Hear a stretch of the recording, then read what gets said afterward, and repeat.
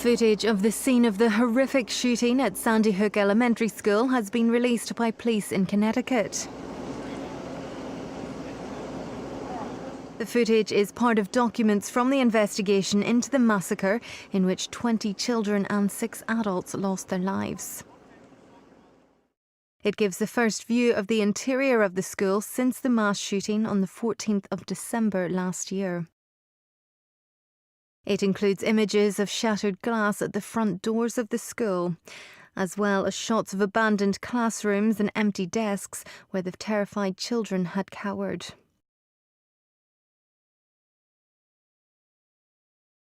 Eerie images of the library are revealed, with computer equipment laying on the floor, once a scene of tranquility and learning, now a place of terror and tragedy.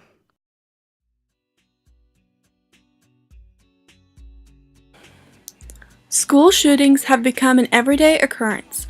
Many educators across the United States have a daily fear of a shooter entering their classroom. I am one of them. This is a map from 2013 to 2016.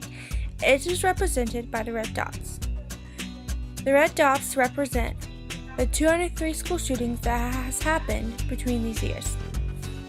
60% of school shootings are planned for months.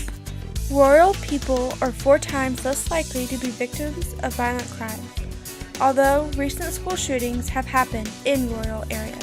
Many students who have participated in school shootings have showed interest in their assignments. It is the teacher's job to identify the warning signs and act on them before it becomes a bigger issue.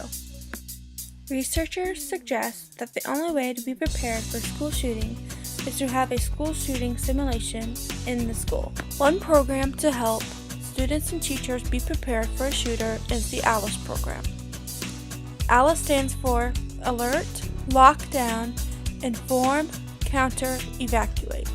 At ALICE, they teach the use of noise, movements, distance, distractions to make shooting accurately difficult, and if appropriate, teach a swarm technique to take back control as a last resort. All recommendations and trainings are conducted at age and ability appropriate levels. How many years have you been teaching? 30 plus in all, but only 14 in the public school system. How should teachers prepare students for an active shooter? We go over the procedures that we have been trained for carrying out. The local sheriff's department has helped us in preparing for the possibility of an active shooter. Explain why you think school shootings are happening more and more, and what can schools do to reduce the threat? Why? That's a hard one. I personally believe that most of the problems come from the way the child is being raised. I see children that have been born into drug-addicted mothers, children whose parents have been or are in jail, students who have never had a meal at home, come to school high, and much more. I also see children whose parents aren't drug-addicted, are living at home with much more food and other necessities of life, who are actively involved in extracurricular activities. They are being read to and sung to when they were young. These parents have been fully involved in their lives. These children are usually more successful in school. What can schools do? As a teacher, I try to show that I care to each and every student that comes through my door. I want every child to know that they are valued and have a safe place to be. As a school, we have hired police officers to be present in all the school day.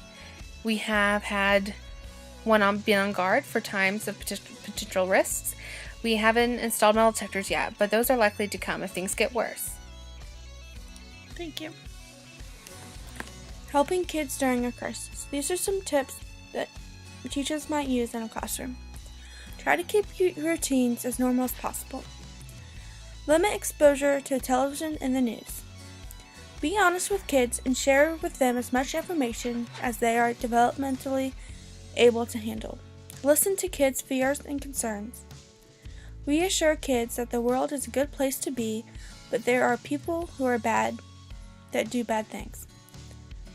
Parents and adults need to first deal with and assess their own responses to a crisis and stress. Rebuild and reaffirm attachments and relationships. Here are some books that may help students. Little Faces, I'm not scared, I'm prepared. Stop bullying me. Surviving a school shooting. And Howard B.